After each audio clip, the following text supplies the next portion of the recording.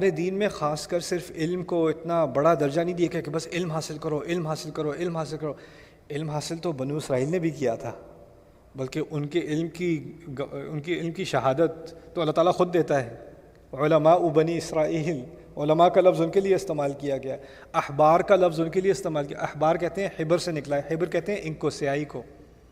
ان کی کتابیں جو ان کی ہاتھوں سے لکھی ہوئی تھی نا، تو اس سے جب آپ اس کو صفحہ پلٹتے ہو تو آپ کے ہاتھ پہ سیاہی آ جاتی ہے۔ تو وہ اتنے صفحے پلٹتے تھے وہ، اور اتنی کتابیں پڑھتے تھے وہ، کہ ان کے ہاتھ ہمیشہ کالے ہوتے تھے، اس لیے ان کو احبار کہا جاتا تھا۔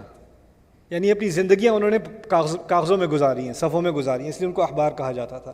تو قرآن نے تو ان کی علم کی بڑی داد دی ہے، لیکن علم کے ساتھ ساتھ ایک خطرہ آتا ہے، وہ یہ ہے کہ تم مغضوب علیہ نہ بن جانا۔ وہ کس طرح سے بنو گے؟ کہ میں کیسے بن سکتا ہوں، آپ کیسے بن سکتے ہیں؟ اتنی خطرناک چیز ہے کہ اللہ سے پناہ مانگ رہا ہوں، یا اللہ ہدایت تو دے دے گا تو۔ میں ہدایت مانگ رہا ہوں، ہدایت کا پہلا درجہ تو علم ہے۔ اگر علم ہی نہ ہو تو ہدایت کہاں سے آئے گی؟ لیکن اگر علم آ گیا تو اس کا مطلب نہیں ہے کہ ہدایت آ گئی، کیونکہ علم کے بعد بھی المغضوب علیہم کے چکر میں انسان پڑ سکتا ہے۔ دوسری جو